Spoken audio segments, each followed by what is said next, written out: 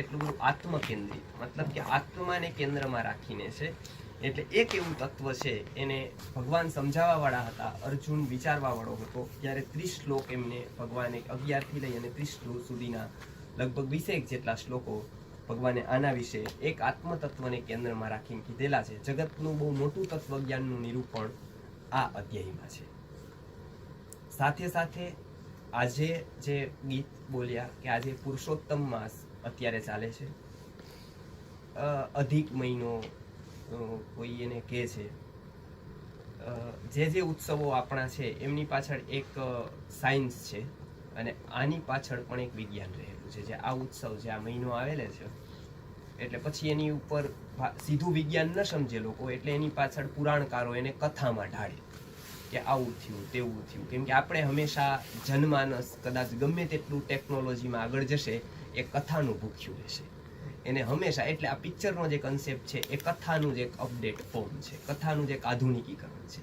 સિરિયલનું concept છે, કથાનો જ એક ભાગ છે. આપણને એવું જોવા મળે, જાણવા મળે કે જેની પાછળ એક સ્ટોરી, અને એના માટે આપણું મનની જે ભૂખ છે, આ એટલે જ આપણે જોઈએ છીએ સિરિયલો. બાકી ખબર જ છે કે એમાં બધું જ ખોટું આવે છે, છતાંય આપણે એમાં. તો શાસ્ત્રકારોએ સાચી વાતો સમજાવવા માટે, આ સિરિયલ વાળા ખોટી વાતો સમજાવવા માટે ખોટાનું અનુસરણ લે છે. શાસ્ત્રકારોએ સાચી વાત સમજાવવા માટે એક કલ્પનાના રૂપકો ક્યાંક ક્યાંક લીધેલા છે પુરાણમાં. એમાંથી એક રૂપક અહીંયા પુરુષોત્તમ મહિનાનું છે. આમ એ મોટું ગણના છે, કાલગણના. કાલગણના જગતમાં શરૂ થઈ જ્યારે રોમનમાં અહીંથી કેલેન્ડર ગયું, ત્યાર પછી ગ્રીક ગયું, ગ્રીક પછી અફઘાનિસ્તાનમાં ગયું ને ત્યાંથી પાછું ફરતું ફરતું યુરોપમાં ગયું. મૂળ કાલગણના છે એ ભારતની હતી. અને અત્યારે પણ સૌથી સ્ટ્રોંગ જો કોઈના પંચાંગ કેલેન્ડર મનાતા હોય કાલગણનાની રીતે, તો એ ભારતના મનાય છે. કેલેન્ડર શબ્દ કેવી રીતે આવ્યો? તો એ કાલાંતર, એક દેશમાંથી બીજા દેશમાં જવું એને દેશાંતર કે, એક કાર્યથી બીજા કાર્યમાં જવું એને કાર્યાંતર કે, એમ એક કાળમાંથી બીજા કાળ તરફ જવું એને કાલાંતર કે સંસ્કૃતમાં. એ કાલાંતર શબ્દથી કેલેન્ડર શબ્દ આવ્યો. અહીંયા પછીથી એમાં એક એક મહિનાના નામ કેમ આવ્યા? જાન્યુઆરી, ફેબ્રુઆરી, 10 અંબર એટલે ડિસેમ્બર, નવેમ્બર એટલે નવેમ્બર, ડિસેમ્બર પેલા 10મો મહિનો હતો, પછીથી 2 ઉમેરાણા એમાં. એટલે જે પંચાંગનો જે આખો ઇતિહાસ છે એ તમે જગતભરનો જોશો તો એમાં ભારતીય અહીંયાથી જે લોકો કાલગણના લઈને ગયા, ઋષિમુનિઓએ કોઈ પણ પ્રકારના યંત્ર વગર આખા ગ્રહની જે ગતિ હતી એની ગતિઓ નોંધી દીધી કે આ ગ્રહ આટલી જ ગતિ આ ટાઈમે કરે એટલે એટલી જ કરે. સૂર્યગ્રહણ અને ચંદ્રગ્રહણના પ્રિડિક્ટેશન 100 વર્ષ પહેલા થયા, 100 વર્ષ પહેલા થઈ શકે ને 100 વર્ષ પહેલા કર્યા કે આ દિવસે આટલા ટાઈમે જ આ સૂર્ય આવે. અને એ કદાચ જગતભરને આશ્ચર્ય થયું, પણ ભારતીય સંસ્કૃતિમાં તો એ આશ્ચર્ય એટલે ન મળવાનું કેમ છે જેને પરમ તત્વને પામી લીધું એમને કોઈ પણ જ્ઞાન અધૂરું રહે નહીં. આયુષે 16મે વર્ષે વર્ણયામી જગત્રયમ. શંકરાચાર્યજી ભાષ્યમાં જ્યારે પોતે નાના બાળક લાગતા હતા ત્યારે એક સરસ દ્રષ્ટાંત છે કે ગયા ને પેલા બધા મોટા મોટા પંડિતો હતા, તો એને કીધું કે આ બાળક વળી શું બોલશે? ત્યારે શંકરાચાર્યને બાળક કહેતા, શંકરાચાર્ય એનો જવાબ આપ્યો કે કદાચ હું બાળક છું, બાલો અસ્તિ મેં સરસ્વત્યા, પણ એક વાત ખરી કે હું સરસ્વતીનો બાળક છું. નમે બાલા સરસ્વતી, પણ મારી વિદ્યા બાળક જેવી નથી. આજ મોટા મોટા ચાન્સ હોય, મોટા ડિગ્રી મોટી હોય, પણ વિદ્યા તો હજી નાની એમથી જ હોય, બચ્ચા જેવડી જ હોય એની પાસે. વાંચવાનો ટાઈમ ન હોય. પછી જે થયું એ 79 નો સ્ટોક ચાલતો હોય, જેથી ભણાઈ ગયું તેથી ભણાઈ ગયું, પછી તો કેદી પુસ્તકારે સંપર્ક. અને અહીંયા તો ગુરુજી જ્યારે પણ કે ત્યારે એક કામ કે બીજા બધા કામમાં જો 3 કલાક તમને પુસ્તકારેનો સંપર્ક થઈ શકે તો જ તમે આ લાઈનમાં આવો. કમસે કમ 3 કલાક દરરોજ વાંચવાના આપવાના તમારે. એટલે તો જ તમે કોકને માર્ગદર્શન આપી શકો. એટલે પેલું તો અહીંયા અધ્યાપક થાય તો એ આવે, વાંચવાનું ફરજિયાત થાય. બરાબર? એટલે અહીંનું પહેલું લક્ષણ. એટલે શંકરાચાર્યએ સરસ જવાબ આપ્યો, મારી બાલા સરસ્વતી નથી, કે હું સરસ્વતીનો બાળ છું પણ મારી વિદ્યા બાળક નથી. એટલે એને કીધું કે આયુષ્ય 16મે વર્ષે, આયુષ્યના 16મા વર્ષમાં હું વર્ણયામી જગત્રયમ, જગત્રયનું નિરૂપણ કરી શકું. એમ ટૂંકમાં તમે કાલ કો, આત્મા કો, કોઈ પણ વિષય મને પૂછો તો એને છે ને હું સટીક જવાબ આપી શકું. એટલે આયુષ્ય 16 વર્ષે એટલે 16મા વર્ષે હું વર્ણયામી જગત્રયમ. એટલે ખાસ કરીને એનો થોડો પરિચય લઈએ અને પછી આગળ જઈએ. આ મહિનામાં કરવા જેવા કૃત્યો ઘણા બધા છે. એમાં ભારતીય કે જે ઇસ્લામના લોકો જે જાણતા હશે, એમાં ઇસ્લામનું જે કેલેન્ડર છે ને એ ચંદ્ર ઉપર ચાલે. એટલે એની બીજ હોય, એના ઘણા બધા તહેવારો હોય, મોહરમ હોય, ઓલું, એટલે ચંદ્ર દર્શન થાય ને પછી એ લોકો રોજા તોડે, પછી એવું પારણા કરે, એવું એનું ચંદ્ર ઉપર ચાલે. સામે પક્ષે તમે જુઓ તો જેટલા પણ યુરોપિયન કેલેન્ડર છે એટલા બધા સૂર્ય ઉપર જ ચાલે. બરાબર, એટલે એની 14મી જાન્યુઆરી આપણે માત્ર એક તહેવાર એવો આવે કે જે સૂર્યને અનુસરીને આવે, એ આપણી સંક્રાંત. એ સૂર્ય સંક્રાંતિ આવે, જ્યારે મકર રાશિમાં સૂર્ય આવે ત્યારે આપણી અહીંયા સંક્રાંતિ કહેવાય. એ એક લગભગ 86 વર્ષે લગભગ એમાં બદલ થતો જાય અને એક દિવસ એમાં વધતો જાય. જેમાં અત્યારે 14મી જાન્યુઆરી આવે, હવેના કદાચ 80 વર્ષ પછી એ 15મી આવશે. સ્વામી વિવેકાનંદનો જ્યારે જન્મ થયો ત્યારે 12 જાન્યુઆરી હતી ને તેથી સંક્રાંતિ હતી પાછી. એટલે મકર સંક્રાંતિ એક વર્ષ એ સૂર્યની ગતિ પ્રમાણે એક દિવસ એ ખસતી રહે. હવે એ જે યુરોપિયન જેટલા કેલેન્ડર છે એટલા સૂર્યના ગતિ ઉપર ચાલે. ભારતીય સંસ્કૃતિમાં સૂર્યનો પણ સ્વીકાર કર્યો ઋષિઓએ અને ચંદ્રનો પણ સ્વીકાર કર્યો. ચંદ્રની ગતિ અને સૂર્યની ગતિ લઈ અને બંનેને, અને ત્રીજી નક્ષત્રની ગતિ લઈ, આ ત્રણને ધ્યાનમાં રાખીને ભારતીય પંચાંગો બને.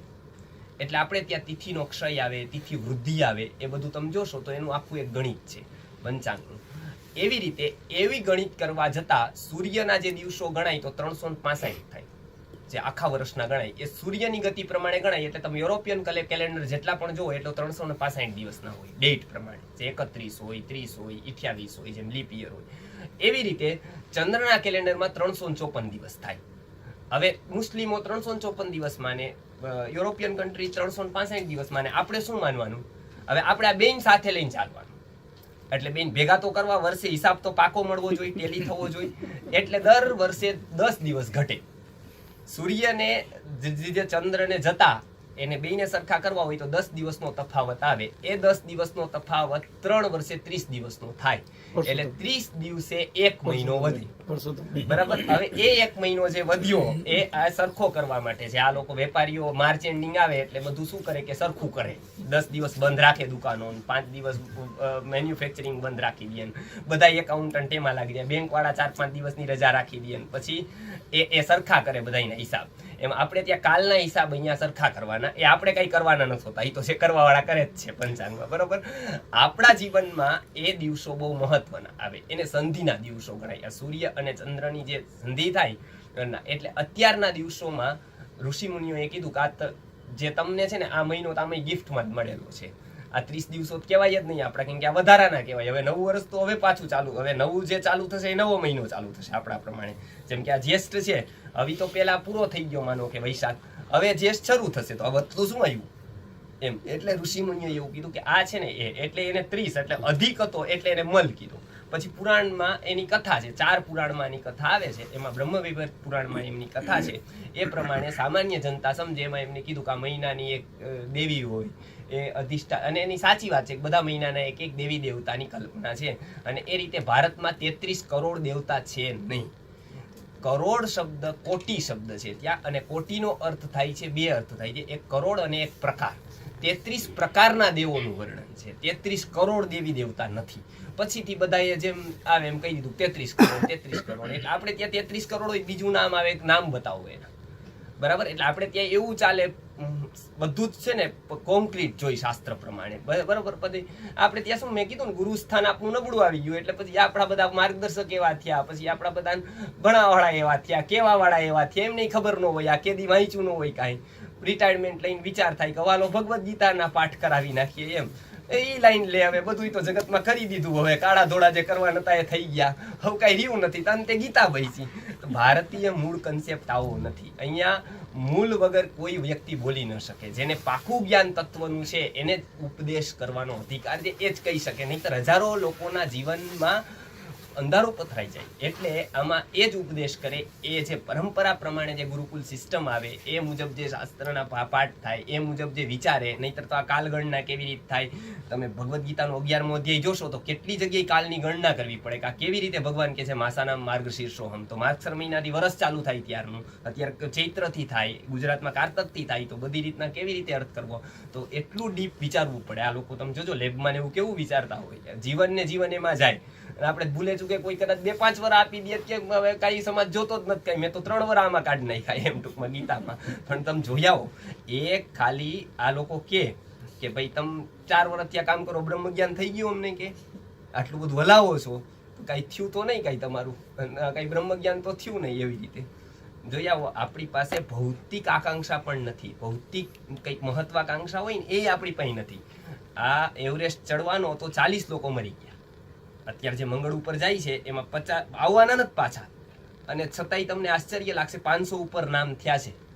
એમાં ભારતના લગભગ કોઈ નથી, 2-3 ની વાત કરતા બધા 12, બાકી બધાય આવવાનું નથી પાછું. એવરેસ્ટ ચલવામાં 40 ગયા, એકય ભારતીય નહીં, બરાબર.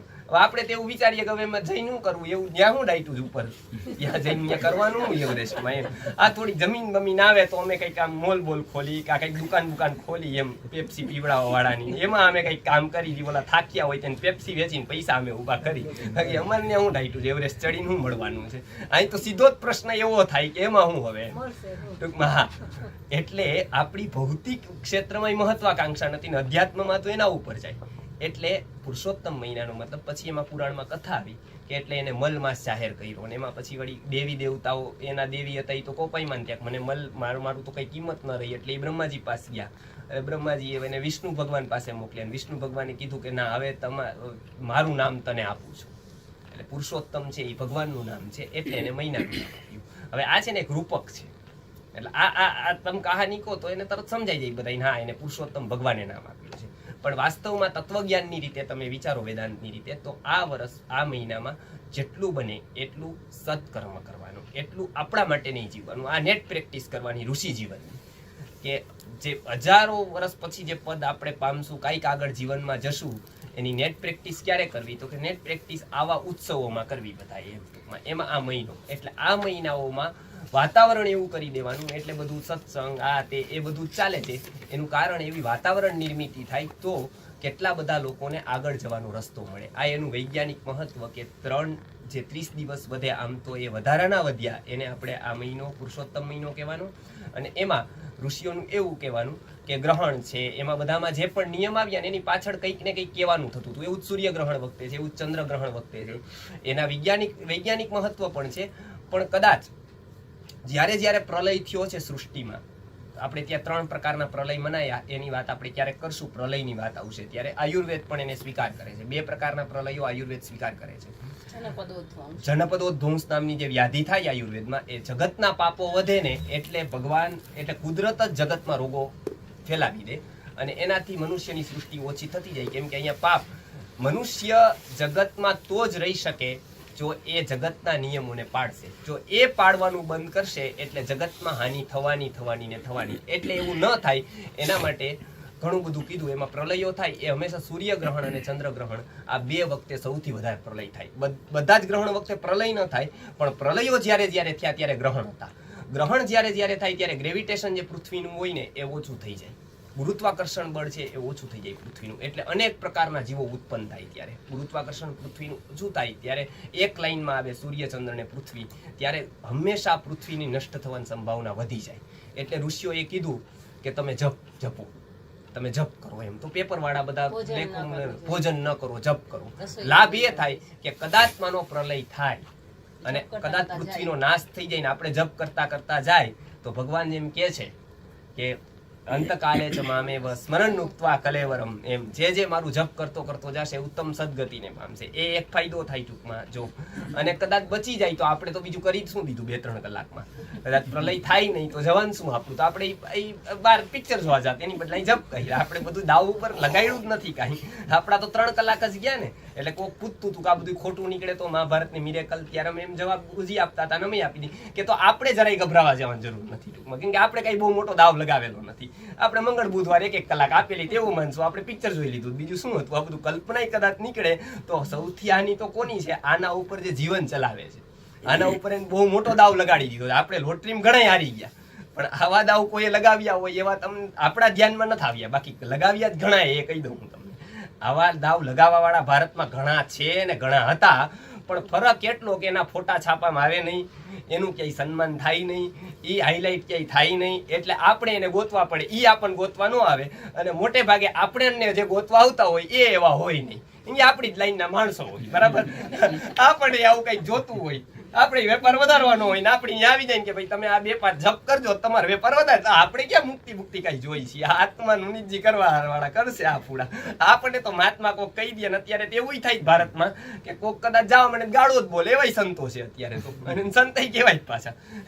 એટલે છે મન ઉપર કંટ્રોલ નથી. આત્માનો તો બહુ આગળની વાત આવી ગઈ, મનની વાણીની આ પરા પશ્યંતી આ પરાની તો બહુ આગળ વાળ, જેની વૈખરી વાણીનું જ નક્કી નથી હજી તો. પરાની તો ઋષિની વાત અલગ આવે તો એ ગાળું બોલે ને લોકો કે તો એમ જાય ક્યાં તો કે ઈ આંકડો બોલી જાય છે ને, એ આંકડો બીજે દી લગાડી દે એમ, અને એનાથી અમને લાગી જાય. હવે આમાં તો સંત આપણે કેવા લોકો સંત કેવા મંડી છીએ, આપણે તો ક્યાં આ નૌકા જાશે આગળ જાતા અધ્યાત્મમાં, એ જ બહુ મોટી ચિંતાનો વિષય છે. એટલે ગુરુજીએ કીધું કે એન્ટિક પીસ રાખો ને, એ આપણે આગળ જોશું. હવે પણ આ પુરુષોત્તમ મહિનાનું આટલી આની કહીને આપણે આગળ જશું કે એ સંતત્વની કોઈ ભૂમિકા નથી, એવા આંકડા લગાવડાવવા, એવું કલ્યાણ કરવા માટે કોઈ શાસ્ત્રકારોએ ક્યારેય નથી કીધું, બરાબર. જે ઓથેન્ટિક શાસ્ત્ર છે આપણું કલ્યાણ કેવી રીતે થાય, આપણે અત્યારે એ ખબર પડી જાય કે આપણે કંઈ કર્યું નથી, એટલું બી જો ખબર પડે ને તો એ જાગવાનો ઉપાય છે, તો બી ઘણું બધું હજી પામી શકીએ એમ છીએ, એવું કહી અને ભગવાન અહીંયા વાલ્મીકી રામાયણમાં પ્રસંગ આવે છે અને તુલસીદાસના રામચરિત માનસમાં પણ છે કે સંત છે ને તમારી પરિસ્થિતિ ન બદલે, મનસ્થિતિ બદલે. તમે જ્યાં છો એ જ ભૂમિકામાં રહો, પણ તમને તમારી સુખ દેખાય. જેમ કે હનુમાનજી જયારે પહેલી વખત વિભીષણને મળે છે ત્યારે પૂછે છે કે કેમ ઠીકઠાક છે ને હાલચાલ, ત્યારે તુલસી રામાયણમાં તુલસીદાસજી લખે છે સુનહુ પવન સુત રહની હમારી જીમી દસનન મહી જીભ બિચારી. જેમ 32 દાંતની વચ્ચે જીભ રહે ને એમ હું આ લંકામાં રહું છું. ત્યારે હનુમાનજી એને કહે છે કે 32 પડી જવાના છે ભાઈ, જીભ પડે નહીં કોઈ દિવસ. એ જ ઘટનાને આ રીતે તમે કેમ નથી જોતા કે 32 જીભની વચ્ચે તમે રહ્યો, ઘણી વખત કચડાઈ જવાની બીક લાગે, આ થાય તે થાય.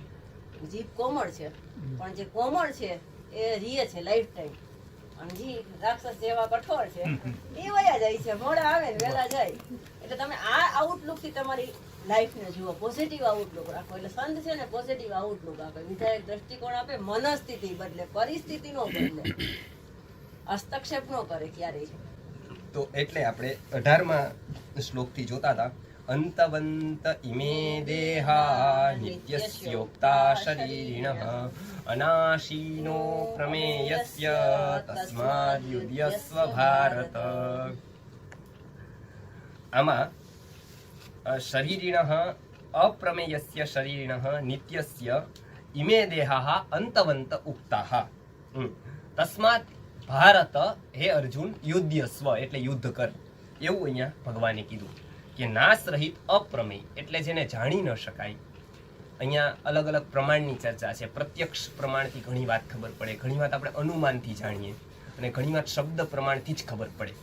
આ શાસ્ત્રોમાં કોઈક બધું કે તમે લોજિકથી સમજાવો, તો પહેલી વાત તો બધું લોજિકથી સમજાવી જ ન શકાય. કેમ કે ત્યાં અમુક વસ્તુ એવી હોય કે જ્યાં લોજિક બંધ થઈ જાય, તમારે સ્વીકારવું જ પડે. કદાચ ગીતા નહીં, કદાચ તમને જગતભરનો કોઈ સાયન્ટિસ્ટ એવું કે હું બધું સિદ્ધ કરી દઉં, તો એ કદાચ કહેવા માંડે ને તો આ વ્યક્તિ સૂઈ જાય એવું હોય. એટલે એનો વિષય ખબર પડતા જ કેટલી વાર લાગે. એટલે હવે એનું લોજિક કેટલું છે, એનું બુદ્ધિ કેટલી છે, એ પ્રમાણે જ ઉપદેશ કરવો પડે. એટલે ભગવાન અહીંયા કહે છે કે આ જે દેહો છે ને એ અંતવંત ઉક્તા નિત્યસ્ય શરીરિણઃ, બરાબર. એટલે દેહ છે એ અનિત્ય છે, અંતવંત છે, અને આત્મા છે બરાબર એ નાશ રહિત અને અપ્રમેય. અપ્રમેય એટલે ન જાણી શકાય.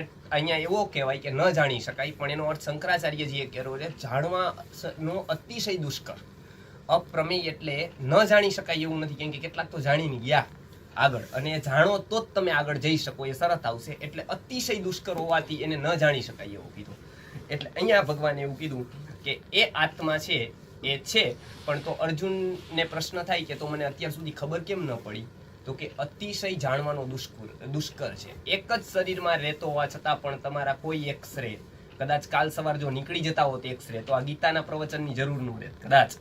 ડોક્ટર જ એક્સરે બતાવી દેતા હોત કે આ તમારો આત્મા, જો અત્યારે એનું ડેવલપમેન્ટ નથી તો આપણે લાગી ગયા હોત કામે એમ, કેમ કે તો પછી કેટલા રોગ થઈ શકે એ કે તેનું પ્રેડિક્ટ, તો આપણે ચાલુ કરી દીધું હોત કંઈક ને કંઈક વાત, પણ એ દેખાતો નથી એવી રીતે. કોઈ પણ પ્રમાણથી જાણી નથી શકાતો. જ્યારે પ્રમાણ હશે અને કદાચ ભવિષ્યમાં ગમે તેટલા પણ થશે તો પણ એ જાણવું દુષ્કર જ રહેશે, કેમ કે બહારના સાધનો નહીં, અંદરની સાધના જ એને જણાવી શકશે. એટલે બહારના કદાચ ગમે તેટલા સાધનોનો વિકાસ થાય છતાં પણ એ જાણવા માટે દુષ્કર જ રહેશે. એના માટે સિદ્ધિ નહીં પણ શુદ્ધિની જરૂર પડશે. એટલે જરૂરી નથી સિદ્ધિવાળા આત્માને પામી ગયા હોય, પણ શુદ્ધિ જે કરે છે માની એ ચોક્કસ એને જાણી શકે છે. એટલે અહીંયા ભગવાને આ ઉપદેશ અહીંયા કીધો છે. એના પછીનો જે શ્લોક છે એ અર્જુનનો પ્રશ્ન જે મનમાં આવશે કે તો પછી હું જોઉં છું કે અહીંયા આ મરી જાય છે, ત્યાં તે મરી જાય છે, નષ્ટ થઈ જાય એવો વ્યવહાર થાય છે કે આ ભાઈ તો ગયા, ઓલા ભાઈ તો ગયા, ઓલા ભાઈ આવ્યા હમણાં. અને એમાંય ગુજરાતી ભાષા છે એ ફિલોસોફિકલ છે કમ્પેરેટિવલી મરાઠી કરતા. મને બે આવડે છે, મરાઠી ને ગુજરાતી બે. તો મરાઠીમાં છે ને એવું કહેવાય કે છોકરો થયો હોય તો એવું કે મુલગા ઝાલા, બરાબર, એટલે કે છોકરો થયો. યાર ગુજરાતીમાં એવું ન કહેવાય કે છોકરો થયો, ગુજરાતીમાં એવું કહેવાય કે છોકરો આવ્યો, બરાબર. એટલે છોકરો આવ્યો એવું કહીએ કે છોકરી આવી એવું કઈ, મતલબ ક્યાંક હતી એટલે આવી, આવ્યો ઈ બતાવે ક્યાંક હતો એ. અને મહારાષ્ટ્રમાં એમ કે મેન્યુફેક્ચરિંગ થયું મરાઠીમાં, એમ કે અહીંયા થયો એમ, બરાબર. એટલે ગુજરાતી ભાષામાં એમ કહેવાય કે આવ્યો, આવ્યો મતલબ એ ક્યાંક ને ક્યાંક હતો. એટલે અહીંયા જે અર્જુનને મનમાં પ્રશ્ન ઉઠશે કે તો પછી હું જોઉં છું એ શું છે, એટલે ભગવાન આગળના શ્લોકમાં કહે છે કે ય એવમ વેત્તિ હંતારમ યશ્ચૈનમ મન્યતે હતમ ઉભૌ તો ન વિજાનીતો નયમ હંતિ ન હન્યતે. કે આ બે પ્રકારના લોકો છે. ય એનમ વેત્તિ હંતારમ, કેટલાક એને એવું સમજે છે આ આત્માને મારવા વાળો છે, કેટલાક એવું સમજે છે કે આત્મા મારવા વાળો છે, કેટલાક એવું સમજે કે આત્મા મરવા વાળો છે. આ બંને છે ને ઉભૌ તો ન વિજાનીતો, આ બે જાણતા નથી, આ બે જ્ઞાની નથી, બરાબર. કેમ કે ન હંતિ ન હન્યતે, મતલબ આત્મા મરતો પણ નથી અને મારતો પણ નથી, બરાબર. અહીંયા નિમિત્ત માત્ર થવાની વાત આવી.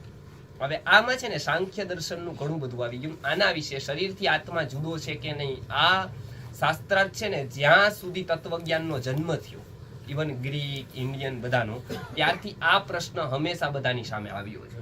ફિલોસોફર જેટલા પણ લોકો છે એ આ એક તત્વને શોધવા માટે કેટલું બધું ફર્યા છે, કેટલા દેશ છોડ્યા છે, કેટલા બધા રાજ્યો છોડ્યા છે, આ એક જ માત્ર આ શું હશે એમ. અને ભગવાને એટલું બધું રહસ્ય રાખી દીધું એમાં, એક આત્મામાં. એમાં તમારે એક રહસ્ય ઉકેલો ને 5 ઉભા રહે, 5 ઉકેલો ને 25 ઉભા રહે, આ એવી બધી થાય. અને આ આત્માનું નિત્યત્વ જાણ્યા પહેલા અતિ જરૂરી છે શરીરનું અનિત્યત્વ જાણવું. એને આપણે ત્યાં અનિત્યત્વની ભાવના કીધી છે. આપણે ગયા વખતે લીધું હતું નિત્ય અનિત્ય વસ્તુ વિવેક, અને એનું સરસ એક ઉદાહરણ આપણે ત્યાં બની ગયું. સિકંદર, આપણને બધાને ખબર હશે કે ઈસવીસન પૂર્વના 326 વર્ષ, એટલે લગભગ 2000 થી ઉપર વર્ષો પહેલા જ્યારે સિકંદરે ભારતમાં ચડાઈ કરી, જેને આપણે એલેક્ઝાન્ડર ધ ગ્રેટ કહીએ છીએ, એ અનેક રીતે ગ્રેટ હતો જ નહીં, બરાબર.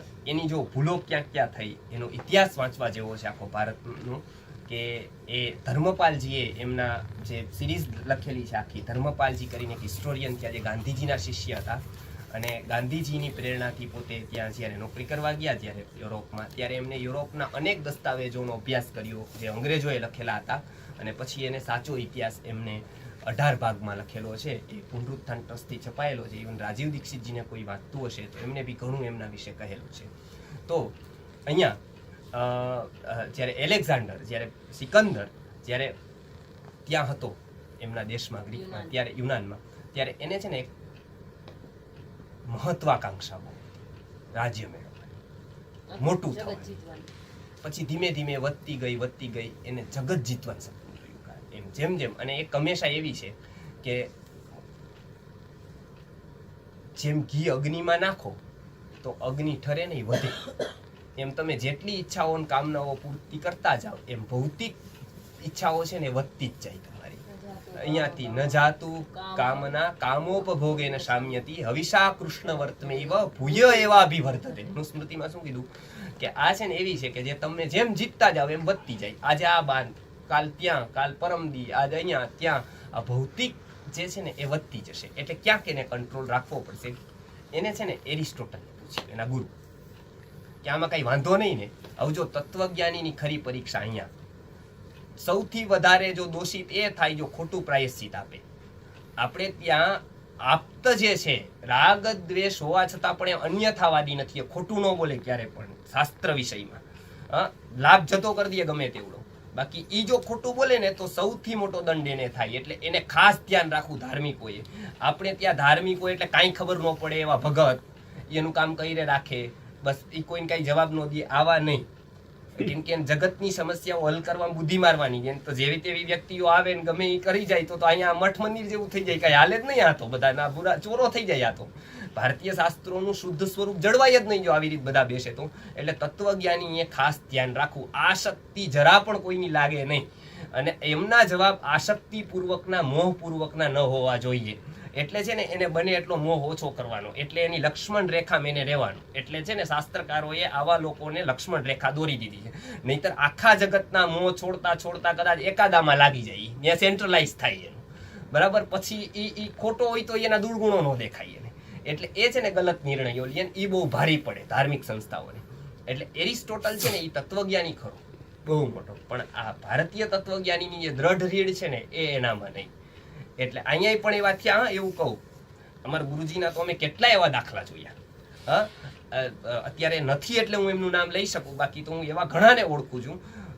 રસિકલાલ ધારીવાલ જે માણિકચંદ કંપની જેમની ગુટકાની છે, બરાબર, RMD આજે એમના નામને ગુટકા આવે છે.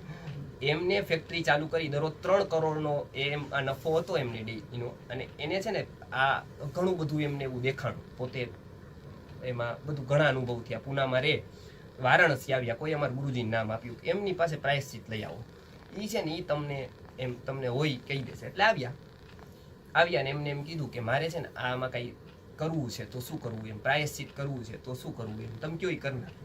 હવે આવું હોય એટલે લોકો કહી દે ને કે આ એકાદ મંદિર બાંધી નાખો, ગૌશાળા બંધાવી દો, એટલે તમતાર તમારી વેતરની નદી પાર તમે 500 રૂપિયાનું દાન ધર્માદો કરી દો ને, એટલે હા એકાદી મારી કરાવ નાખો કથા, બીજું શું હતું. આવો બધો આવ્યો છે તો હવે દોઈ જ લેવાય ગાય. તો એ મારા ગુરુજી કીધું કે પ્રાયશ્ચિત હંમેશા છે ને પશ્ચાતાપ હોય ને એને અપાય. તમને પશ્ચાતાપ ખરો કે આ કર્યું એવું લાગે કે મેં ખોટું કર્યું જેવું, આ બધું તમે હજારો જણાને જે સ્વાસ્થ્યની પેલી થઈ, નુકસાની થઈ, તમે કાંઈ કે ક્યારેક લાગે છે કે નહીં, એ તમને હંમેશા લાગુ છું. તો કે હવે એ કે હા લાગે, હંમેશા બી એવું લાગે, હાલો તો હવે કાંઈ વાંધો નહીં, લાગશે કે ના. તો એનું લાગે ક્યારેક, તો કે એનું લક્ષણ શું તમને લાગતું હોય તો કે પેલું તો એ કે તમારી બંધ કરી દેવાનું. હવે આ તો બહુ મોટો પ્રશ્ન કે જો ધંધો બંધ કરે એટલે કેવડી નુકસાની એની દરરોજની, અને અટોકતા બી કેટલી વાર.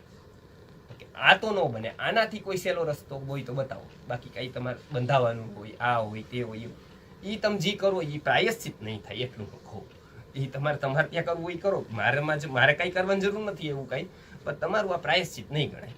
પછી તો આમાં તો શું હોય કે એમને ના પાડી, એટલે આમને તો એવું કે આપણે બધા એવા જ હોય કે આમાં કોક ક્લાસીસ વાળો કદાચ ના પાડી દે તો આપણે બીજો ભલો, એમ અઘરી વાત કોક ના પાડી દે તો આપણે બીજા ગુરુ ભલા. અને આપણા બધા ફ્રેમની જે નટ બોલ છે એની બધી ડાયું બને જ છે, એમ આપણે આપણા જેવા ગુરુ મળે જ છે બધા, બરાબર ને. આપણા જેવા જવાબ જોતા હોય એવા આપી જ દે કે ના તમે તારે આ કરી નાખો એટલે પાર, હું બેઠો છું તમને મારી ચિઠ્ઠી લઈને જાજો, કોણ રોકે જોઈએ એમ યમરાજ. એટલે મળી ગયા એને એવા. પછી તેને કેટલા બધા નામે ઘણું બધું બંધાવ્યું, દ્વાર ને આ તેને એને કીધું. પછી અમારા ગુરુજી એમને પત્ર લખ્યો, જેમને એમને પ્રાયશ્ચિત આપ્યું ને એ કે આવું તમે, એક સંન્યાસી હતા અને એમને પત્ર લખ્યો કે આવું તમે એમને પ્રાયશ્ચિત આપી શકો ખરા, જેને પશ્ચાતાપ નથી એને આપી શકો ખરા. તો કે એમને કીધું પાછું કે ના હું આમ તો ન આપી શકું, પણ એનો બહુ આગ્રહ થયો ને પછી એવડા મોટા શેઠ વયા જાય જો હાથમાંથી. તો ગુરુજીએ લખ્યું કે તમે સંન્યાસ લેવાની ઘણી કોશિશ કરી, તમે સંન્યાસ મળ્યો ખરા પણ ફળ્યો નહીં. એટલે લોટરીની ટિકિટ મળવી અલગ અને ફળવી અતિ અલગ પાછી. એટલે કદાચ સંન્યાસ લો તો કદાચ 25 રૂપિયાના વસ્ત્રોમાં આવી જાય સંન્યાસ, પણ એ જીવો ને જ્યારે ત્યારે તમારે 25 કરોડ કદાચ 500 કરોડ નહીં, જગતની આખી દોલત બી સામે હોય ને ત્યારે તમારું સ્ટેટમેન્ટ જો બદલે નહીં ને તો એ સંન્યાસ ફૈડો કહેવાય તમારે. અને પછી કદાચ કપડું હોય કે ન હોય એનું બહુ મહત્વ નથી રહી જતું પછી રૂપિયા કપડા, કેમ કે એ તો હાવ સહેલું જ છે. અને તમે લ્યો એટલે 50 જણા એ દેવાય તૈયાર છે. એવો સહેલા દાન તો આપણને બહુ ફાવે જ છે ને, ભારત કરતું જ રહ્યું છે. એ કમ્ફર્ટ ઝોનમાં જે કરવું પડે એ કરી જ છીએ આપણે. એવા જો સહેલા રસ્તા કોઈ બતાવવાળો નીકળી જાય એટલે આપણને ખબર જ છે કે 500 રૂપિયામાં જો વૈતરણી નદી તરવાનું બધા કહે જ છે કે તમે આટલું આમ કરી નાખો કે અત્યારે સંક્રાંતિ આવે છે ને તમારું હાઈ ક્લાસ કામ પતી જ જાય, મુક્તિ જ મળી જાય તમારે. એટલે આપણને એમ એવું નથી. હવે એરિસ્ટોટલ છે ને તત્વજ્ઞાની ખરો, એને એક ભૂલ કરી. જોજો તત્વજ્ઞાનીની એક ભૂલ કેવી નડી. રાજા કરતાય તત્વજ્ઞાની, કેમ કે ઈ કિંગ મેકર છે, ઈ લીડર છે. એનું એક સ્ટેટમેન્ટ એને બહુ શાસ્ત્ર મુજબ વિચારીને આપવું જોઈએ. એરિસ્ટોટલે કીધું કે હા ઈ ચાલે. એરિસ્ટોટલ સોક્રેટિસનો શિષ્ય પ્લેટો અને પ્લેટોનો શિષ્ય એરિસ્ટોટલ, એરિસ્ટોટલનો શિષ્ય એલેક્ઝાન્ડર. હવે આ જો તત્વજ્ઞાનીની ભૂલ, તમતાર કાંઈ વાંધો નહીં, છેલ્લે છે ને આવું બધું કરી દેવાનું. 2-5 આપણે જે ધર્મમાં માનતા હોય ને એના કંઈક 2-5 ચર્ચ બંધાવી દેવાના ને એમાં કાંઈ વાંધો નહીં. કોઈ દેશને જીતવામાં કાંઈ વાંધો નહીં. જો આ જગ્યાએ કોઈ ભારતીય તત્વજ્ઞાની હોત ને તો એને કે આ તારું સ્ટેટમેન્ટ જ ખોટું. હા, આમાં પછી કદાચ 100 મંદિર બંધાઈને તો ખોટું હોય એની જરૂર જ નથી. પણ તું પેલા તારું કલ્યાણ કરી દે, અને એ કલ્યાણમાં આ બધું બાધક છે ત્યારે આવી વાત કરાય જ નહીં. તારે જીતવાની શું જરૂર છે? એમાં કેટલા બધાનું મરણ થાય, કેટલું બધું થાય, આવી વાત કરાય નહીં. આ એરિસ્ટોટલનું એને છે ને મૌન સંમતિ આપી એને કે હા ચાલે. આ ભૂલ એની થઈ અને સિકંદરને એક જે બીક હતી ધર્મની એ નીકળી ગઈ. હવે એને એક જ જગ્યાએ બીક હતી, ઉપર જઈને શું. અને આ તો આ દાવેદારે કહી દીધું, જેમાં પણ કલેક્ટર કહી દે તમે તાર લડો, અહીંયા બંધ નાખો, હું બેઠો છું. પણ પછી એની સત્તા 2-3 વર્ષની જ હોય, પછી બીજા એના ઉપર ના આવે.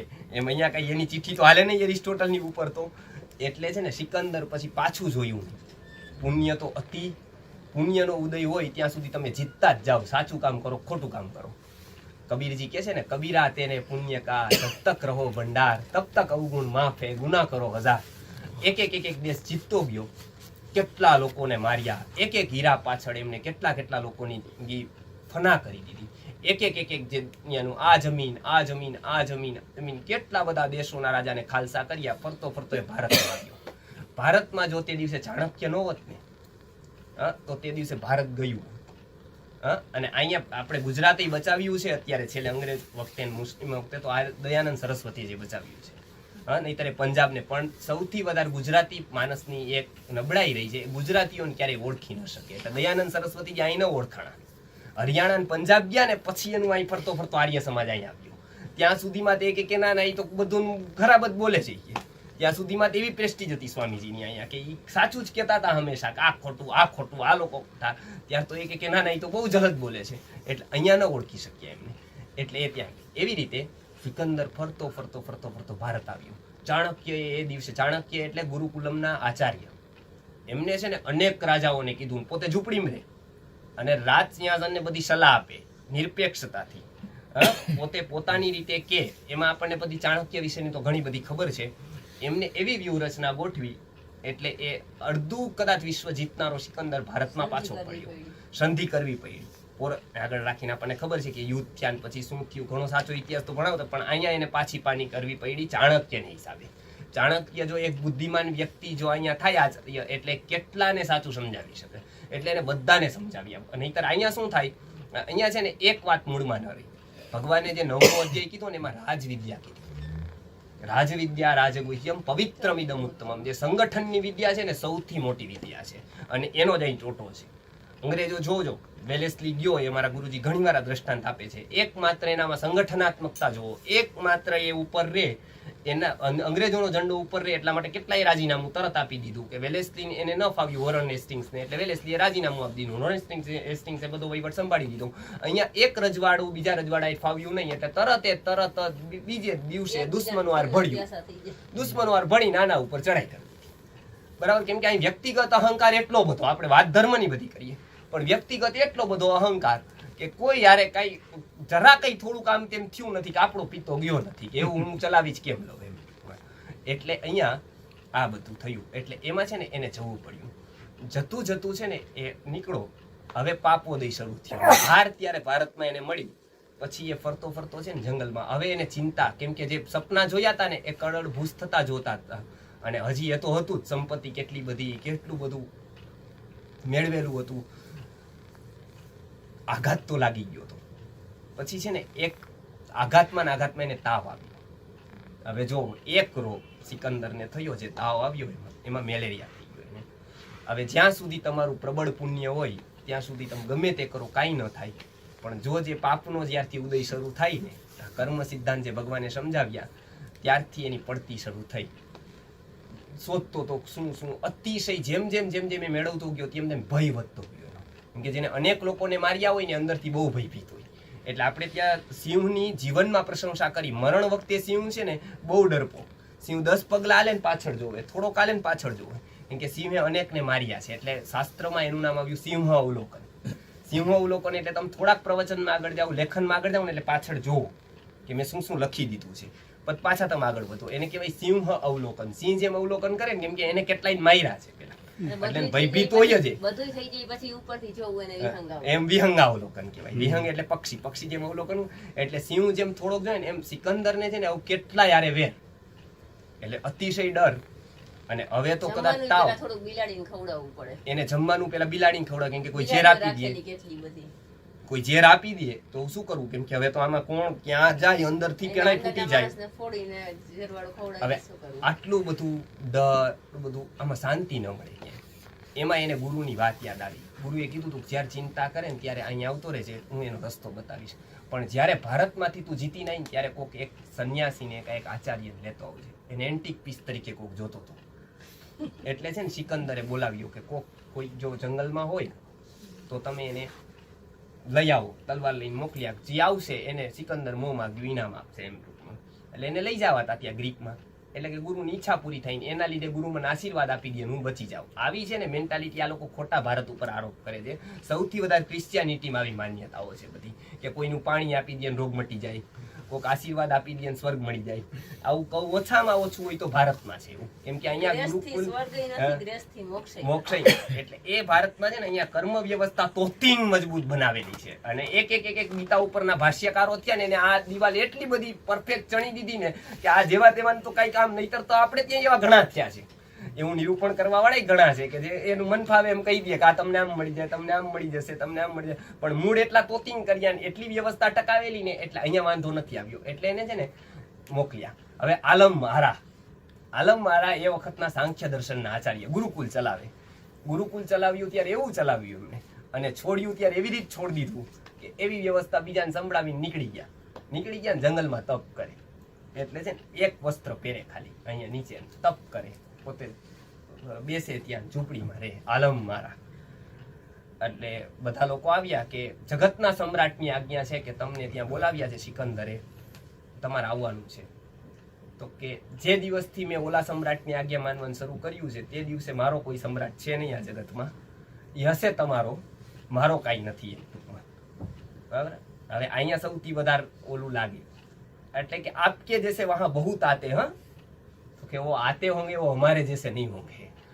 હા, અને આ બધાને ટેવ હોય. અમારા ગુરુજી ઘણી વાર કે ગીતા જયંતિ આવે કેટલા એમ કે તમારા કરવા જેવું, તો કે અમારે વિચારવું તમારે જેવા 3-4 આવે અમારે દરરોજ 3-4.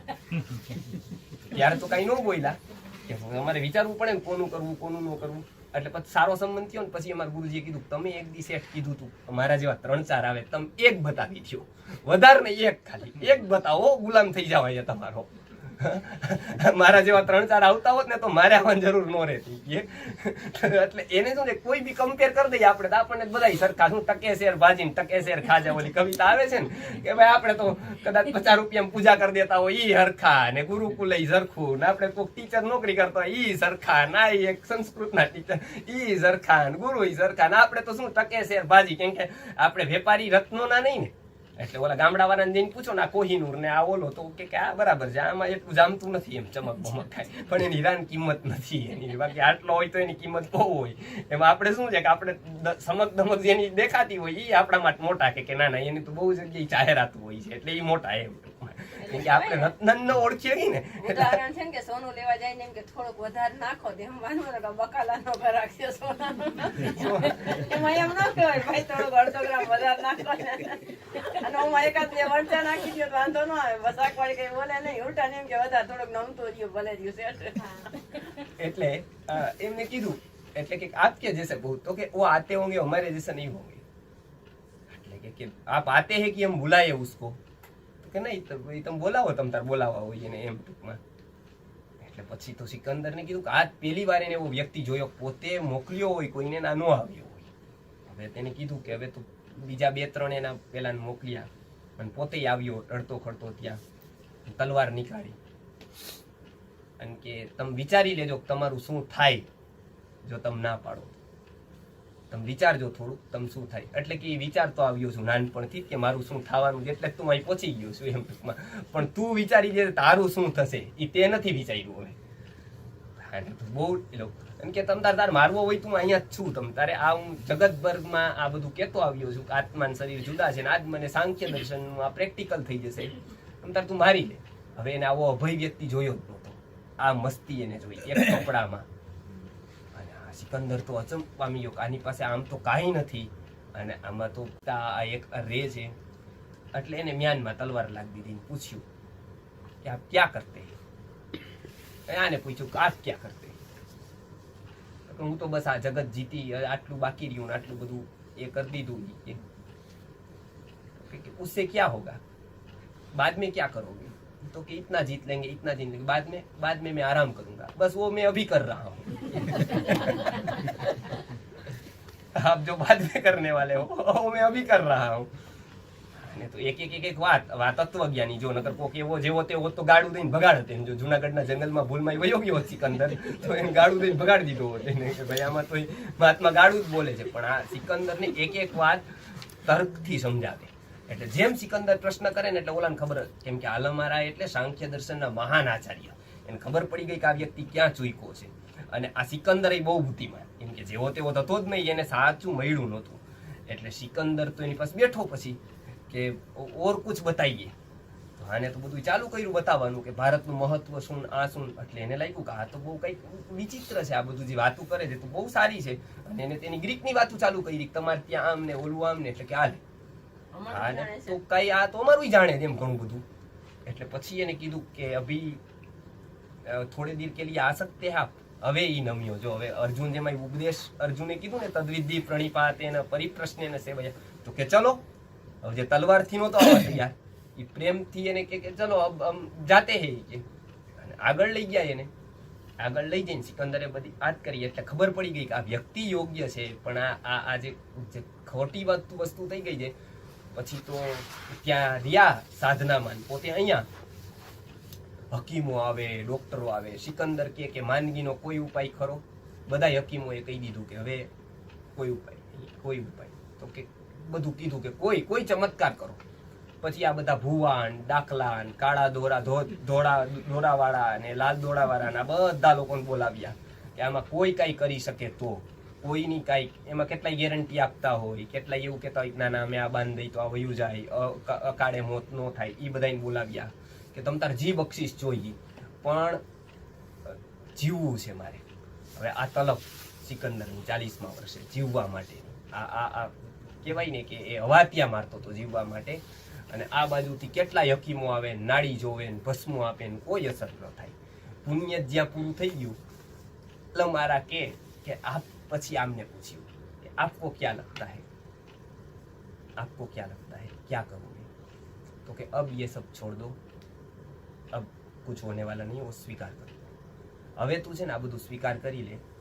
હવે તું છે ને એ વિચાર, તે જે કર્યું છે ને એનો જો તને પશ્ચાતાપ થશે ને તો કદાચ આવતો જન્મ તને સારો જવાનું, આવતો જન્મ સારો આવવાની સંભાવના રહે. અમે પૂર્વજન્મમાં ને પુનર્જન્મ માનીએ છીએ, એટલે તું કબરમાં ક્યાંય ન જા, પણ આવતો જન્મ મારો સારો થાય એના માટે તારે સદવિચારનું કંઈક ચિંતન કરવું જોઈએ. એવું એના માટે ઘણા કન્સેપ્ટ હોય, પણ સિકંદરને કહેવા તો બધા ગલત. 5-7 દિવસ થયા હતા એટલે એને કીધું કે બાકી તું કાંઈ અત્યારના એ કરમાં, છતાંય તારે જે કાંઈ કરવાના હોય એ બધા લોકો આવતા રહ્યા, વૈદ્યો, હકીમો બધા.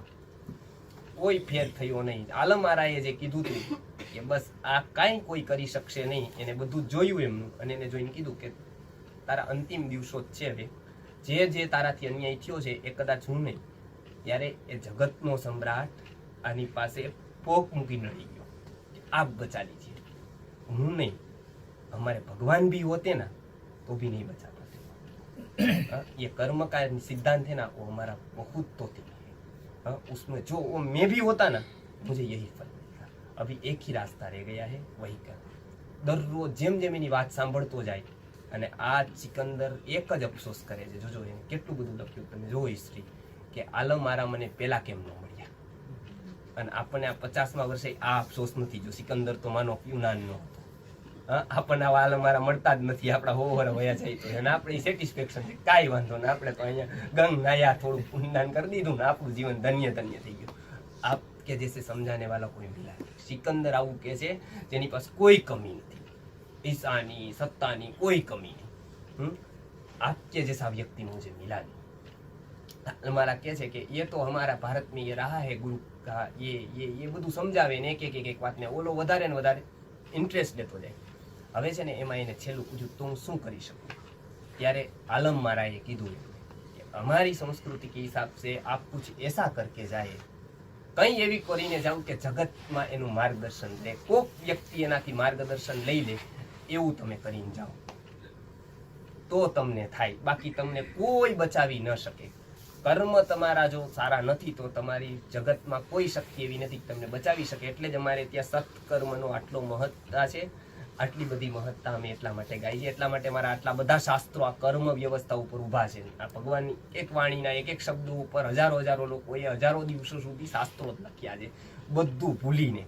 અને આવા અત્યારે હાજર છે. હું કલ્પનાની વાત નથી કરતો, આમાં જીવન લગાવી દેવા વાળા એ ઘણા લગાવી દીધા છે. એટલે સિકંદરે કીધું તો હું શું કરું, કે હવે એક જ વસ્તુ છે, જીવનભર એવું કઈ ન કર્યું, તે ન થઈ શક્યું તમારાથી. એટલા પ્રેમથી એને કહે છે કે આપસે वो नहीं हुआ. જીવનભર જો કોઈ આપસે પ્રેરણા લે શકે, પ્રેરણા યુદ્ધની જ મળે, જીવનમાં તો એક દિવસ એવો નહોતો ગયો કે એનામાંથી કાંઈ પ્રેરણા લે. એક રાસ્તા હે, જાતે જાતે આપ પ્રેરણા દે શકते. તમારું મરણ એવું બની શકે કે તમે એને પ્રેરણા આપો, કે એના માટે શું કરવું. એટલે આલમ મારાએ કીધું કે મૃત્યુ વખતે છે ને કરુણાથી વ્યક્તિ બહુ આર્દ્ર થઈ ગયું હોય, અને એનાથી ઘણું આનું જો મરણ હોય ને તો જેમ જૈન આપણે જોઈએ દીક્ષા હોય તો કેવી ગાજે, એમ કેટલા જગ્યાએ સમાચાર આવી જાય, પેલી વિરસીદાન થાય, વરઘોડો કાઢે, કેટલા લોકોને ખબર પડે કે આ થયું. એમ તમારો મરણનો એવો જો વરઘોડો કાઢો તમે તો લોકોને ખબર પડે. પણ એક તો એના માટે મારે શું કરવું, તો એના માટે કાંઈ નહીં, જગતને વ્યર્થતા સમજાય. આ સાંખ્ય દર્શનના આચાર્ય છે કે છે એના માટે છે ને તું આટલું કરી જાય. એને લખી દીધું, અને એ છે ને આજે પણ તમને સિકંદરના ફરમાન તરીકે મળશે. બરોબર કે કહેતા પછી 15મે દિવસે અંતમાં આલમ મારાના સાનિધ્યમાં એને આલમ મારાને રોક્યા. કોઈ પણ ઓલા કે મારે સાધનાનો ટાઈમ થયો છે, કોઈ પણ ભોગે તમે અહીંયા છો. હવે એને છે ને બધું જ વ્યર્થ લાગતું હતું. કંઈ પણ હોય તો કે આને પૂછો, કોઈ પણ વસ્તુ હોય તો કે આને પૂછો. ઓલા નોકરવાળાને કે આને આટલું બધું આ માને છે. એમ તો એવું થાય કે આને હમણાં ચેક લખાવી લેવો જોઈએ, એમ 2-5 લાખ રૂપિયાના. આવો તો ફૈડા નહીં કોઈને. હંમેશા નાના માણસોને છે ને આવું લાગે કે આને તો આ બધા માને છે ને, તો આને તો, કેમ કે એને છે ને એક જ ક્રાઇટેરિયા હોય, પૈસાથી જ માપવાનો ક્રાઇટેરિયા હોય. કેમ કે જીવન આખું એને એમાં જ ગયું હોય, એટલે છે ને એને એ જ ક્રાઇટેરિયા રહેતો હોય. એટલે બધી જગ્યાએ એ જ માપે કે આને તો. એટલે છે ને ઓલા નાના માણસો બધા જોવે ને નોકર ચાકર કે આ બાબા પાછળ આ ગાંડો થઈ ગયો, કઈક બબૂતી નાખી દીધી હશે. એટલે એ આલમ મારા તો પેલું પોત્યું બધું પહેરે, એટલે કે એને છે ને ફરમાનો લખાવ્યા બધું. અને સિકંદર જેમ એ કરતો જાય છે, પશ્ચાતાપના આંસુ એટલા જ આવતા જાય. એક પંક્તિ એની છે કે એમાં શું લખાવ્યું છે. તો એમાં એવું હોય કે જનરલ કોઈ પણ સંપ્રદાયમાં સંપત્તિ છે ને એ જાહેરમાં મૂકવાની ન હોય, ક્યારે એ તિજોરીમાં રાખવાની હોય. સિકંદરના મરણ વખતે એના 4 જે ફરમાન છે એમાં પેલું એવું છે કે મારા મરણ વખતે બધી સંપત્તિ અહીં પધરાવજો. બરાબર, સંપત્તિ અહીં પથરાવજો. મારી નનામી સાથ એને કબ્રસ્તાનમાં લાવજો. બરાબર, મારી નનામી જયારે નીકળે ત્યારે કબ્રસ્તાન સુધી બધી સંપત્તિ એની નીકળવી જોઈએ રથમાં. બરાબર, અને ક્યારે, કેમ કે એ છે ને એ સંપત્તિ બધી વ્યર્થ. જે બાહુબળથી મેળવ્યું તે ભોગવી પણ ના શક્યો. જે બાહુબળથી એને મેળવી દીધું તું ને, સેવા તો જવા દ્યો, પોતે નો ભોગવી શક્યો, એ ભોગવી પણ ના શક્યો. અબજોની દોલત આપતા પણ એ સિકંદર ના બચ્યો. બરાબર, અબજો રૂપિયા પાથર્યા હતા ત્યારે કહેતા હતા કાકલુદીથી ડોક્ટર કોઈ એવી દવા, કોઈ હિરણ્ય ગર્ભ પોટલીનો રસ, કોઈ એક સુવર્ણની ભસ્મ, કોઈ એક, અને મોટા ચેલેન્જ કરવા વાળા ડોક્ટરો ત્યાં હથિયાર હેઠા મૂકી દીધા હતા સાવ. બરાબર, ત્યારે અબજોની સંપત્તિ આપતા એ સિકંદર ના બચ્યો. પછી સૈન્ય હતું આ બીજું. પેલી સંપત્તિની વ્યર્થતા સમજાય એટલા માટે આલમ મારાએ આ કીધું હતું કે બધા લોકો જાણે કે આનાથી કોઈ બચતું નથી. એટલે કદાચ તમે ગરીબ હો અને તમને એવું થાય કે હા 2 લાખ હોત ને તો હાર્ટ બાયપાસ થઈ ગઈ હોત, અને બાયપાસ થઈ ગઈ હોત તો બચી ગયા હોત બાપુજી, પણ એવું ક્યારેય થયું નથી. બરાબર, એ કોઈ બચાવવાળું, આને હું નથી કેતો, ડોક્ટર મનુ કોઠારી કરીને એક છે, બરાબર, એનું તમે વાંચજો, ઈ કે છે, બરાબર, અમર ગુરુજીનું આટકત રીતે વાંચ્યું, ત્યાંથી મનુ કોઠારી આ કહેવા માંડ્યા કે વેદાંત ભણતા મનુ કોઠારી ડોક્ટર મુંબઈના. એક જ વાક્યમાં એને કીધું કે રોગ શરીરનો ધર્મ છે અને મૃત્યુ સમયનો ધર્મ. સમયનો ધર્મ છે. સમય આવે એટલે કોઈ પણ ને ખાલી કરવું પડે. એટલે એવો અફસોસ કોઈ ભૂલમાં ન રાખે કે પૈસા નહોતા હોસ્પિટલે ન પહોંચી શક્યા, બાકી તો અહીં નો ઊભી કરી દે 5 સ્ટાર હોસ્પિટલ. પણ એમાંય આ જે મૃત્યુ છે એ આવવાનું જ છે. એટલે પેલી જે જગતની ભ્રાંતિ છે કે ધન મૃત્યુને રોકી શકશે એ તૂટે જગતની. બીજી ભ્રાંતિ તૂટે કે શક્તિ નથી. બરાબર, એટલે એને કીધું કે મારા મરણ વખતે બધું હથિયાર અને સૈન્ય બોલાવજો, હથિયાર સહિત સૈન્યને બોલાવજો. બધું જ સૈન્ય ખડું રહ્યું હતું જયારે સિકંદરનો જનાજો. આમ તો રાષ્ટ્રપતિ કે કોઈ પદાધિકારી મરે ત્યારે મૃતદેહ આગળ રહે, એને સલામી આપવા વાળા બધા પાછળ રહે, પણ પાછળ રહે મૃતદેહ તે સર્વને આગળ દોડાવજો. સૈન્ય આગળ દોડતું રહ્યું અને મૃતદેહ મારો પાછળ રાખજો. એ મોટામાં મોટી હાર હતી કે એને આવડું મોટું સૈન્ય પણ બચાવી ન શક્યું.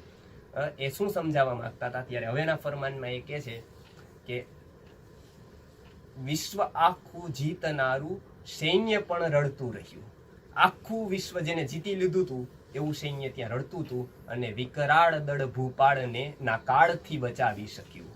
આ કાળ નામના જે ભગવાને કાલોસ્મી લોકો ક્ષયકૃત પ્રવૃત્તો જે 11મા અધ્યાયમાં કીધું, એ કાળથી સિકંદરને નો બચાવી શક્યું. એ સૈન્ય વિકરાળ દળ ભૂપાળને ના કાળથી બચાવી શક્યું.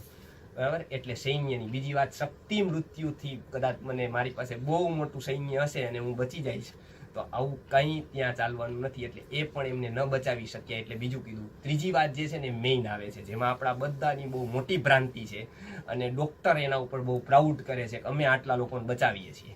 એટલે ત્રીજું એને એવું કીધું કે મારા મરણ વખતે બધા વૈદ્યો હકીમોને બોલાવજો, જે એમના ફેમિલી ડોક્ટર રહ્યા હતા, જે એમની સાથે પ્રવાસમાં રહ્યા હતા, સ્પેશિયાલિસ્ટો હતા, બધા એ બધાને કોલ કરીને બોલાવી લીધા ત્યારે વિઝિટમાં. બરાબર, સિકંદર હતો ત્યારે તો વારા ફરતી આવતા હતા, પણ આ બધા એકારે આવી આખી ટીમ, જેટલા હકીમો હતા, જેટલા વૈદ્યો હતા, બધાને બોલાવી દીધા. બરાબર, અને મારો જનાજો એ વૈદ્યોના ખંભે ઉપડાવજો. આ બધા એના જનાજો ઉપડાવવા બધા. ત્યારે જાગવાનો ચાન્સ રે કદાચ. એ કહેતો હોય હું નાસ્તિક, ભગવાનને માનું નહીં, કેમ કે બુદ્ધિ દીધી ભગવાને. બરાબર, એટલે એની સામે જ કદાચ એ લેખ લખતા હોય કે વેર ઇઝ ગોડ. એટલે આમાં ઋષિ બોલું કરે ને કે ભગવાન એક ટાઈમે બુદ્ધિ આપે તો આપણે કદાચ કોક વાર આપણો જન્મારો ધનિક તરીકે થાય. ત્યારે એક પરીક્ષા હોય, ધન આવ્યા ત્યારે તમે કેવા રહ્યા. હવે આમાં તો આ સહેલી પરીક્ષા અમારી દ્રષ્ટિથી સાવ સહેલી કહેવાય, કેમ કે આમાં તો એ ડર હોય જ. એટલે બીજાની તો પેલું એટલે સલાહ તો કોકની લે, પછી બીજો જે જન્મારો આવે ને બુદ્ધિમાન નો આવે, એ બહુ ખતરનાક જન્મારો કહેવાય ટૂંકમાં એમ. બરાબર, હવે આમાં બે મળે. જો આવો વ્યક્તિ હોય, ડોક્ટર હોય, આવા બધા મોટા મોટા લોકો હોય તો એને બુદ્ધિ મળે ને પૈસા મળે, બે થાય. હવે બે થાય ને એટલે એને લગભગ બુદ્ધિ હોય એટલે કોઈને સાંભળવાનું રહીએ નહીં. એટલે છે ને એ બહુ થાય, એ પચાવવું બહુ અઘરું થાય. એટલે છે ને એ આ નો હોય, તે નો હોય, ઓલું નો હોય, ઓલું નો હોય, એવી રીતે જે હોય ને કે હું જ કઈક છું એવું બતાવવા માટે ઘણા લેખો લખતા હોય. એટલે પેલું ઉદાહરણ છે ને કે ભાઈ ઋષિને પેલું બધું ઉંદર જતો હતો, દીતો હતો બિલાડીથી, તો એને કે મારજારો ભાવ બિલાડી કરી દીધી. બિલાડી કૂતરાથી ડરતી હતી, તેના આશ્રમમાં કૂતરો કરી દીધી. કૂતરો પછી વાઘથી ડરતો હતો, વાઘ કરી દીધો. વાઘ કરતા જ એને પોચી પકડી દીધી ઋષિની. એટલે કેટલી નો ખબર પડી કે આ મને ઉંદેરાથી અહીંયા સુધી યાત્રા કરાવે, પાછી રિટર્ન યાત્રા કરાવી શકે મારી એમ. એટલે એને કીધું મૃષકો ભવ, એટલે વળી પાછું ઉંદર થઈ ગયો એમ. આ લોકો બધા માછલીમાં જન્મારામાં હોય, કૂતરામાં હોય, ત્યારે દરરોજ અરજી કરતા હોય એકવાર તો મનુષ્યને જન્મ આપો મને, પછી જોઈ એમ. કદાચ આપી દે એકાદ વાર આવો ડોક્ટર નો જન્મ આપી દે, પછી લેખ લખવાનું ચાલુ કરે વેર ઇઝ ગોડ એમ. ભગવાન ક્યાં એમ હોય તો આટલા બધા થોડા ભૂખ્યા હોય, એટલે વળી પાછું કે તું ત્યાં બરોબર હતો એમ. બીજા જન્મારે વળી પાછું ક્યાં. બરાબર, એટલે ઘણી વાર એવું થાય. એટલે અહીંયા છે ને એ મારો જનાજો એ વૈદ્યોના ખભે ઉપડાવજો. એમને આ ચોથું અને છેલ્લું ફરમાન છે એ વૈદ્યોના ખભે ઉપડાવજો. એ કીધું દર્દીઓના દર્દને દફનાવનારું કોણ છે. કદાચ દર્દીઓ હોય કેટલાય, અને જગતભરના દર્દીઓ તમે જોશો, મનના તનના બધા. એટલે તો બે લોકોના ધંધા હંમેશા ચાલવાના, એક વૈદ્ય અને એક જ્યોતિષ. જ્યોતિર્વૈદ્યો નિરંતરમ.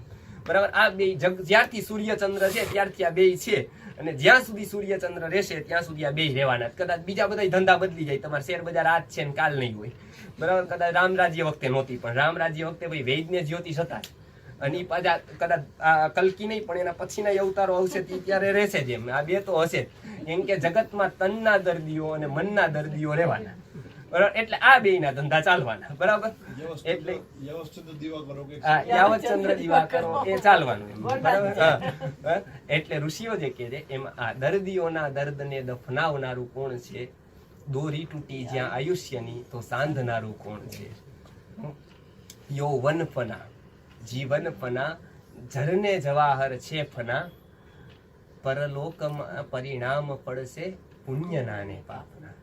ત્યાં તો માત્ર સિકંદર બી ત્યાં કાંઈ નહીં ગણાય. કદાચ સારું જો સિકંદર એકાદું કરી દીધું હોત, જે હાલ મારા કે છે કે ઉપાય એ હતો કે તું જીવતા ને જાગૃત અવસ્થામાં જો કદાચ તે કંઈક કરી દીધું હોત ને તો કદાચ કંઈક થઈ શકત, તો કદાચ કંઈક ઉપાય રહેત તારા માટે. પણ સિકંદરે એવો ઓફર કરેલી હાલ મારાને કે કદાચ આના માટે મારા માટે શું કરવું એમ. એ તો ઝૂંપડીમાં જતા, સિકંદર એનું કહી ગયો તો કાન સારી રીતે બંધાવી દેજો. હાલ મારા કીધું તું કે જે દિવસે હતું તે દિવસે હું બધું છોડીને આવ્યો. ભારતમાં સંન્યાસી છે, છોડ્યું ત્યારે બધું છોડ્યું, બરાબર. અને કેટલાક તો પછી છોડ્યા પછી ઉપાડવાનું ચાલુ કરે છે, બરાબર.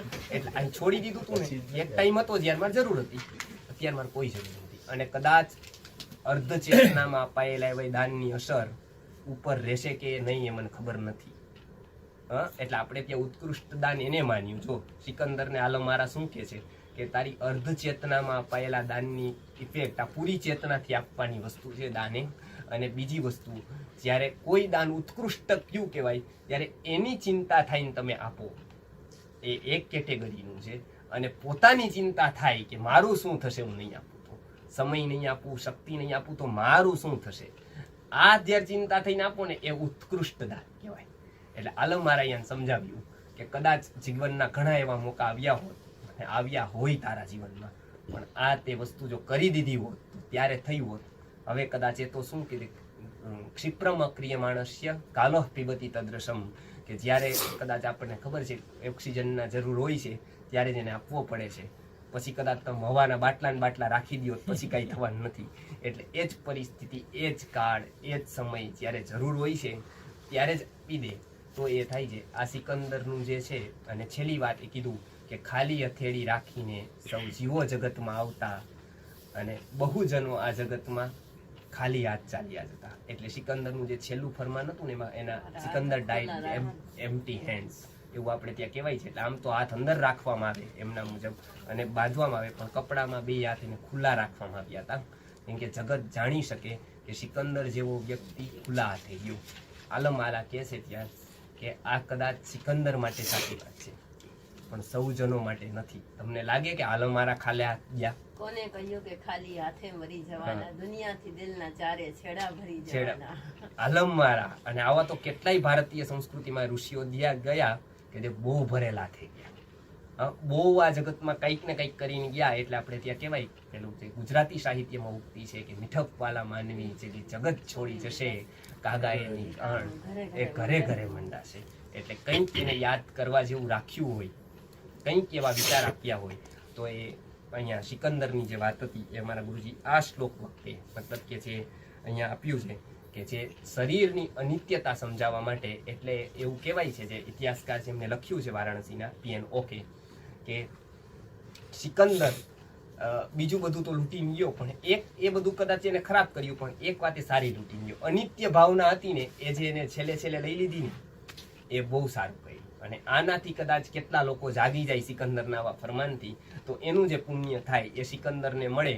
અને બીજી વખત કદાચ એને આવો ભારત ભૂમિ મળે, કદાચ અહીંયા જન્મ થાય, અને કદાચ એની યાત્રા આત્માના તરફ થાય. એટલે એવી એને અર્થના લખેલી છે અંતે કે સિકંદર એટલો તો જાગૃત કહેવાય કે આલમ મારાને ઓળખી શક્યો.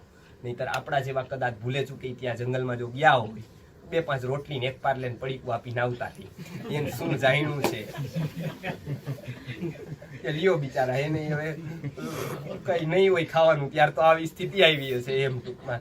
એટલે આપણી હંમેશા ટેન્ડન્સી જ્ઞાન લેવામાં જે છે એ બહુ નીચી. એટલે એમને ઘણું સારું લખ્યું છે પીએમ કે આપણે કદાચ ભૂલચૂકમાં કદાચ મારા આપણને અત્યાર મળે તો આપણને ઓળખવાની કેપેસિટી નથી. કે સિકંદર તો ગ્રીકમાં જન્મીને એ કરસાનો એ વ્યક્તિ 5 વાક્યોમાં ઓળખી ગયો કે આ વ્યક્તિ કંઈક અજબ છે અને એને ઘણું બધું માર્ગદર્શન લીધું. હવે આ શ્લોક પછીથી આપણે જે જીવોની 6 અવસ્થા જણાવે છે એ શ્લોક ઉપર આપણે 20મો શ્લોક છે અને એ ઉપર આપણે આવતા વખતે જશું કે જન્મથી લઈ અને શરીરની 6 અવસ્થા બતાવે છે. અસ્થિ જાયતે વર્ધતે વિપરિમણતે અપક્ષીયતે અને નશ્યતિ એવી 6 અવસ્થા છે. એને આપણું ડિટેલથી આપણે આવતા વખતે લેશું કે કઈ 6 અવસ્થાઓ શરીરની સાથે રહે છે અને શરીર કેમ બદલાય છે. આનું અહીંયા ભગવાને વર્ણન કર્યું છે આ શ્લોકમાં 20મા શ્લોકમાં. પણ અનિત્યત્વની જે ભાવના છે અહીંયા કે જે અનિત્ય શરીર છે એ જણાવવા માટે અહીંયા 19મા શ્લોકમાં જણાવ્યું છે. હવે 20મો શ્લોક આપણે